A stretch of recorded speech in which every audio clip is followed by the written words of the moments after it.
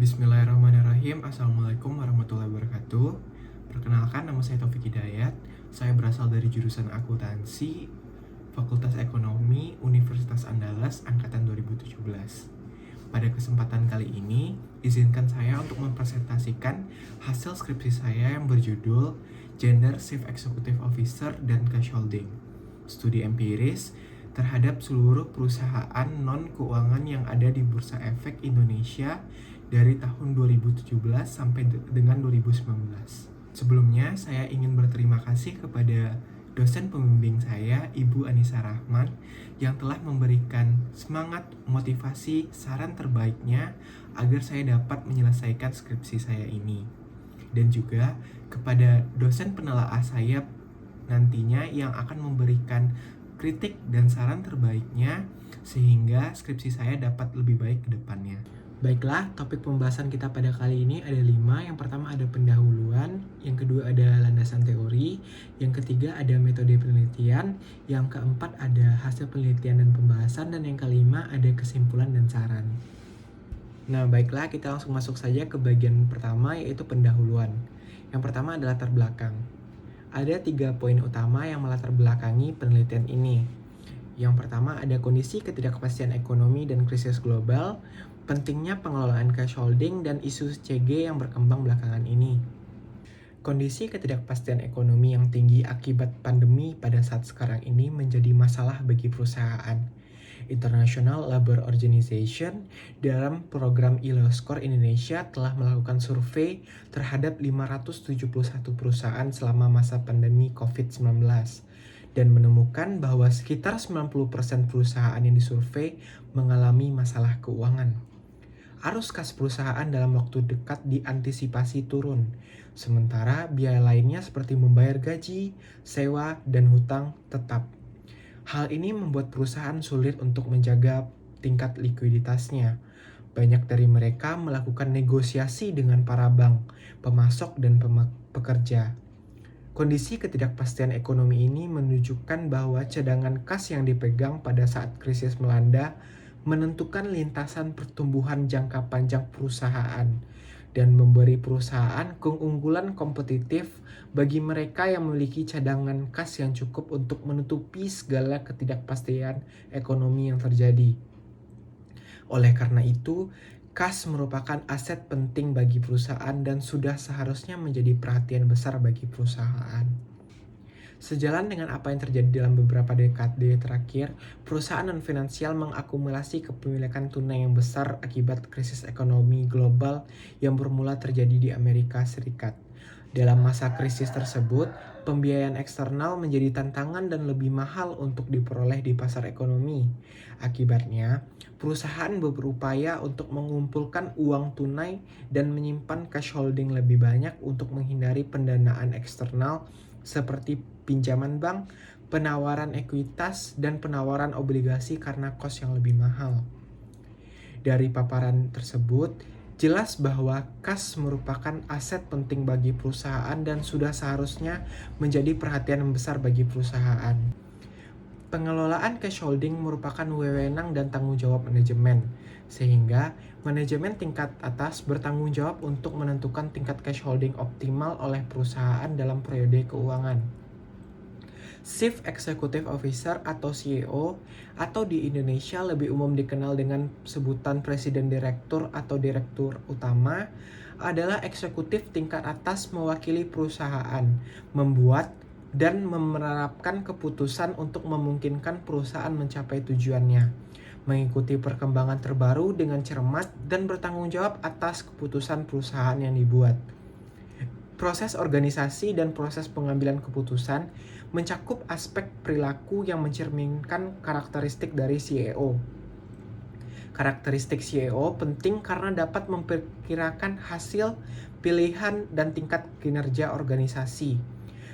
Karakteristik tersebut dapat berupa gender, usia, masa kerja, spesialisasi, dan pendidikan. Terkait dengan gender, keberadaan wanita dalam manajemen tingkat atas perusahaan menjadi salah satu isu tata kelola perusahaan yang berkembang belakangan ini.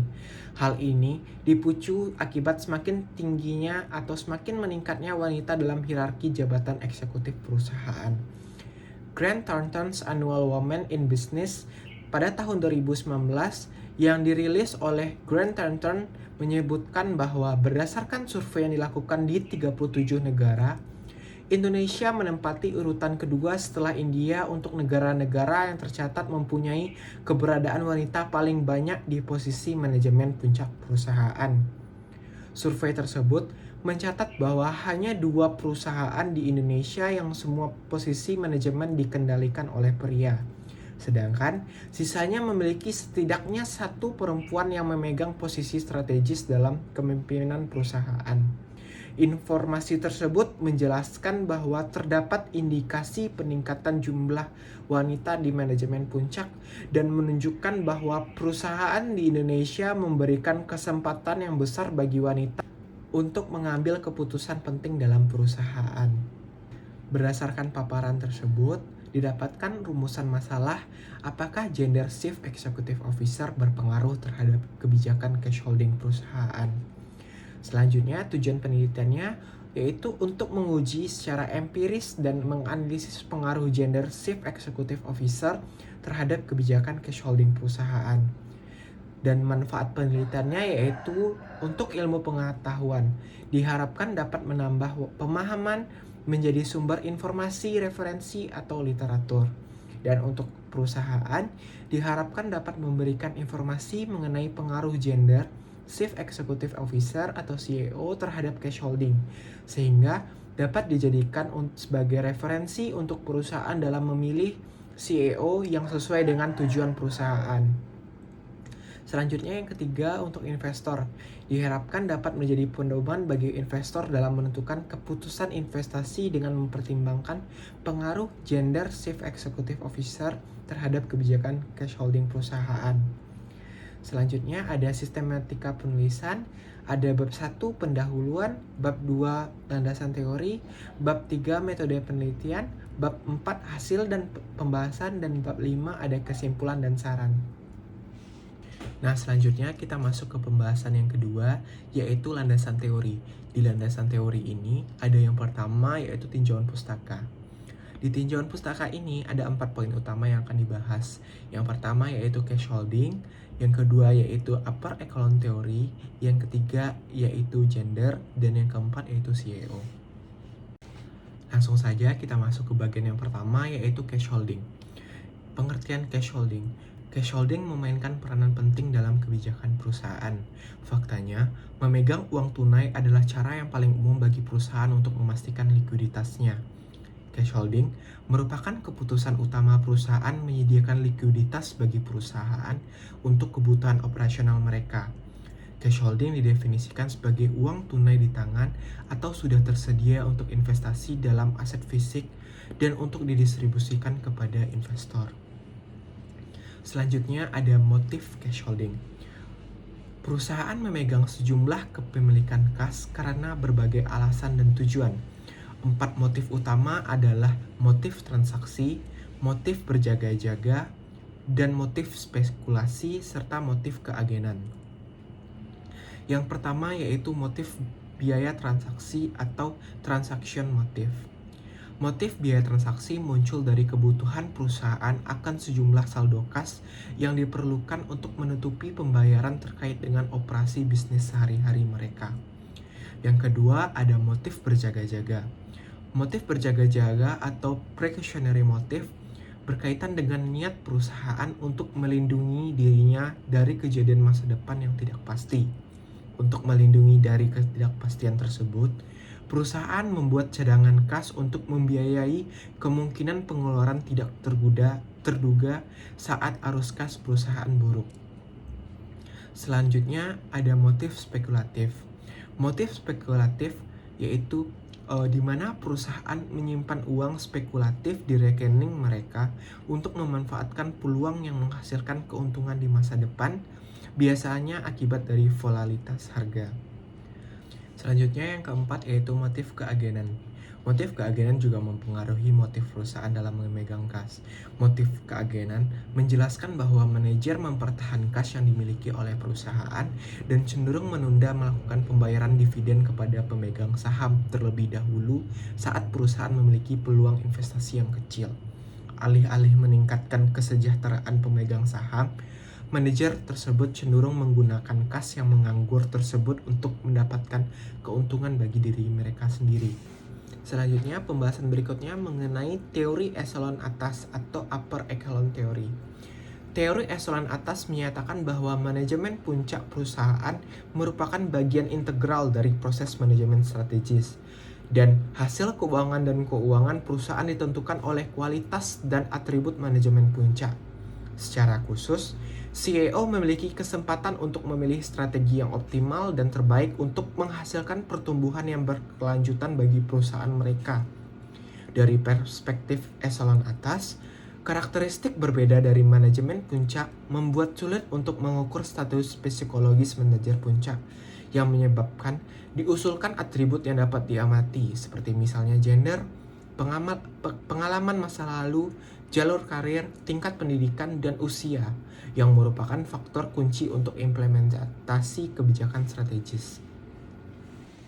Nah, selanjutnya kita masuk ke pembahasan berikutnya, yaitu gender. Makna gender. Gender bertumpu pada hubungan integral antara dua proporsi. Yang pertama, gender adalah elemen konstitutif dari hubungan sosial berdasarkan perbedaan yang dirasakan antara jenis kelamin. Dan yang kedua, yaitu gender adalah cara utama dari menandakan hubungan kekuasaan. Hubungan kekuasaan ini biasanya melibatkan maskulinitas versus femininitas, yang diwakili oleh rasa dominasi atau dominan laki-laki dan subordinasi atau submisif perempuan. Selanjutnya, pengertian dari Chief Executive Officer. Digambarkan seperti piramida, manajemen terdiri dari 3 tingkatan. Yang pertama ada manajemen tingkat bawah, ada manajemen tingkat menengah, dan ada manajemen tingkat atas. Manajemen tingkat atas mencakup eksekutif puncak seperti Chief Executive Officer. Oleh karena itu, CEO memiliki peranan penting dalam pembuatan dan implementasi keputusan perusahaan.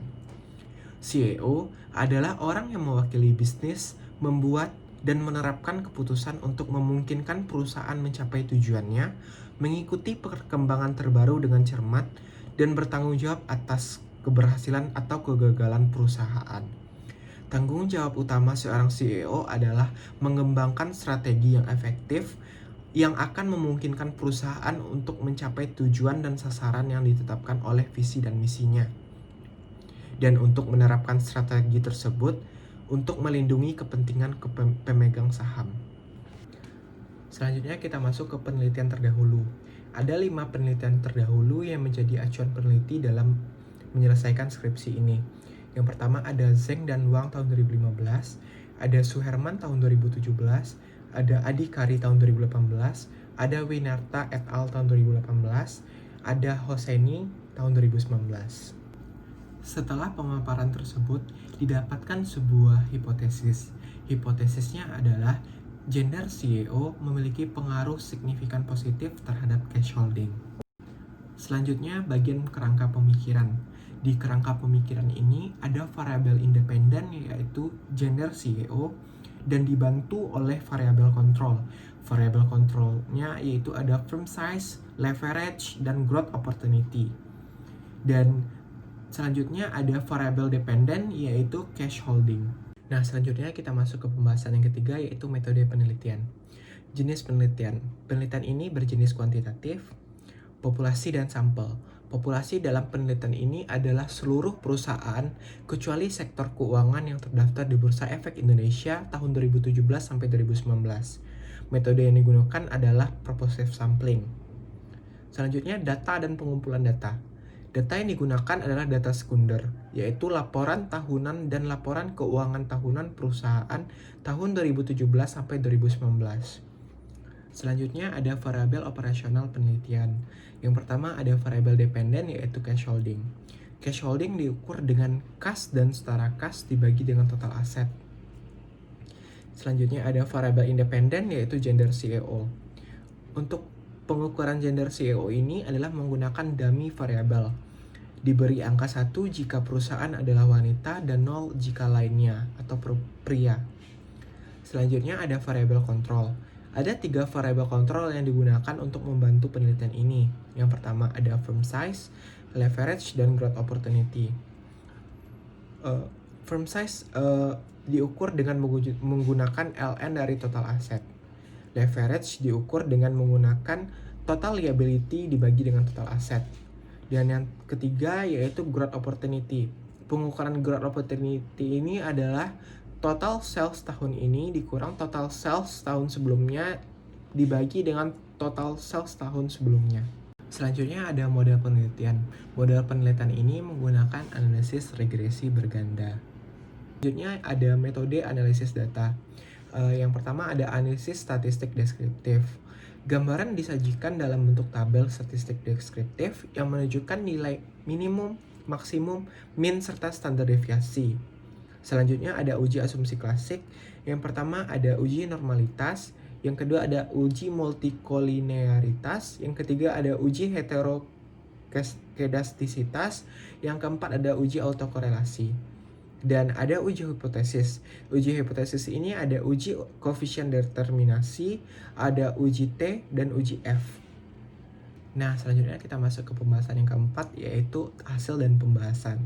Yang pertama itu ada gambaran objek penelitian. Jumlah sampel dalam penelitian ini adalah 1134 sampel. Sampel tersebut diperoleh dari perusahaan yang terdaftar di Bursa Efek Indonesia tahun 2017 sampai 2019. Sampel awal berjumlah 1482 didapat dari 494 perusahaan yang terdaftar di Bursa Efek Indonesia kecuali sektor keuangan selama 3 tahun. Terdapat 327 sampel tidak dapat dijadikan sampel karena tidak tersedianya laporan tahunan dan laporan keuangan tahunan perusahaan di situs resmi BEI dan situs resmi perusahaan terkait, serta tidak lengkap dalam mengungkapkan informasi untuk variabel yang diteliti. Sebanyak 21 sampel melakukan pergantian CEO dari wanita ke pria atau sebaliknya, sehingga didapatkan total sampel yang diperoleh sebanyak 1134 perusahaan. Baiklah, selanjutnya kita masuk ke analisis statistik deskriptif.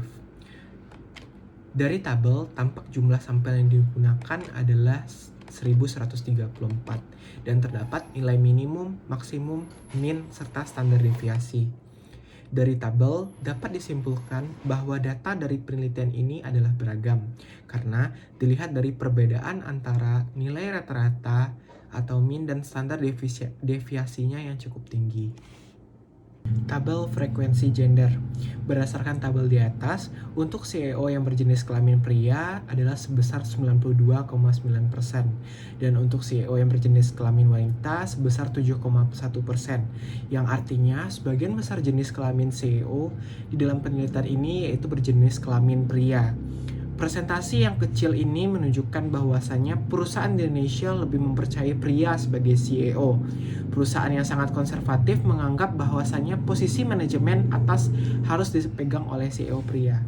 Selanjutnya ada uji asumsi klasik. Yang pertama ada uji normalitas. Uji normalitas ini dilakukan agar mengetahui apakah data terdistribusi normal atau tidak. Uji normalitas pada penelitian ini menggunakan analisis uji skewness dan kurtosis.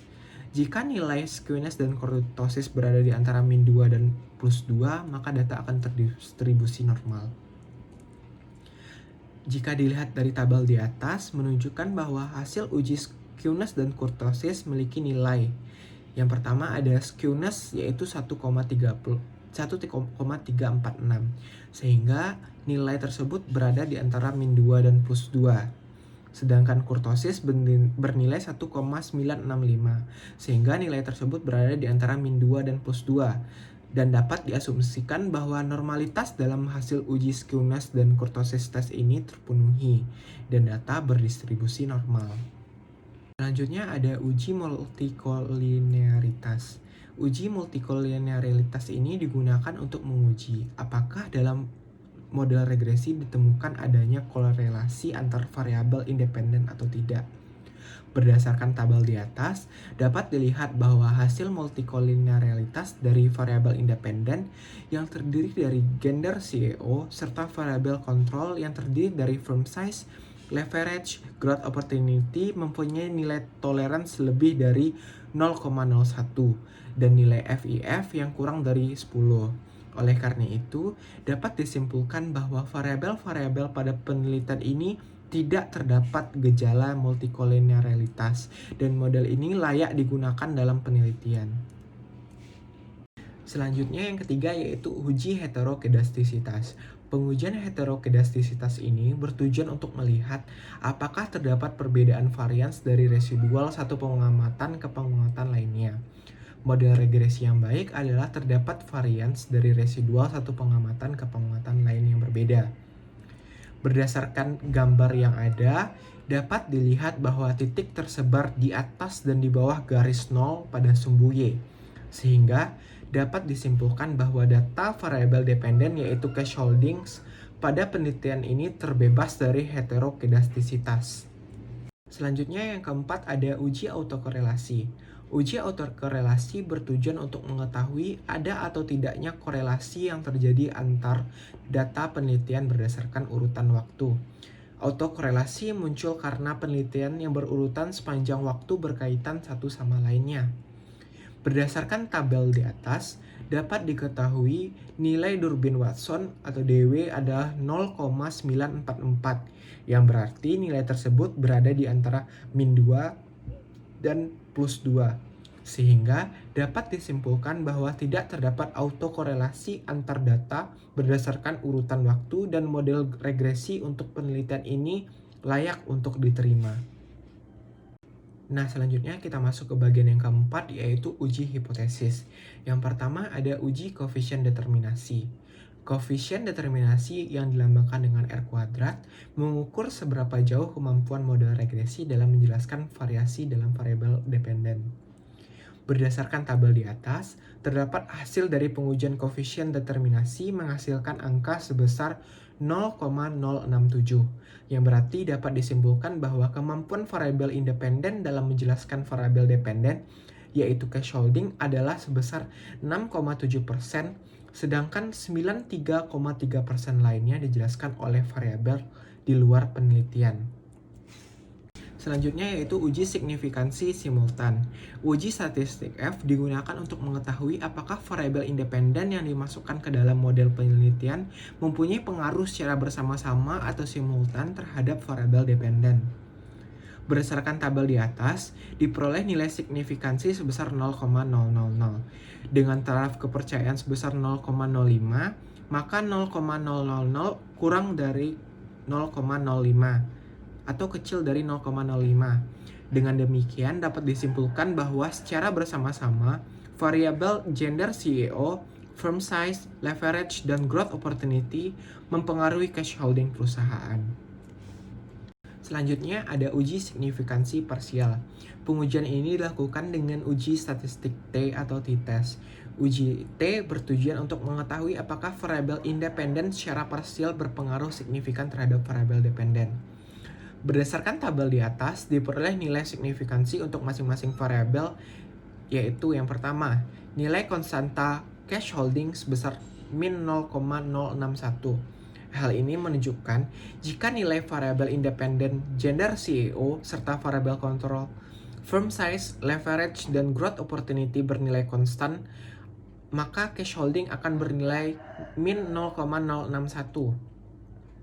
Yang kedua yaitu nilai signifikansi untuk variabel independen gender CEO sebesar 0,002. Dengan taraf kepercayaan sebesar 0,05, maka nilai 0,02 akan lebih kecil dari 0,05, serta nilai T sebesar 3,167. Dapat disimpulkan bahwa gender CEO berpengaruh signifikan positif terhadap cache holding. Yang ketiga yaitu nilai signifikansi untuk variabel kontrol firm size sebesar 0,000.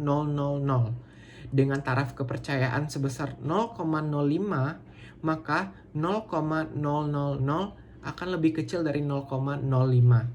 serta nilai T sebesar 3,968. Dapat disimpulkan bahwa firm size berpengaruh secara signifikan positif terhadap cash holding.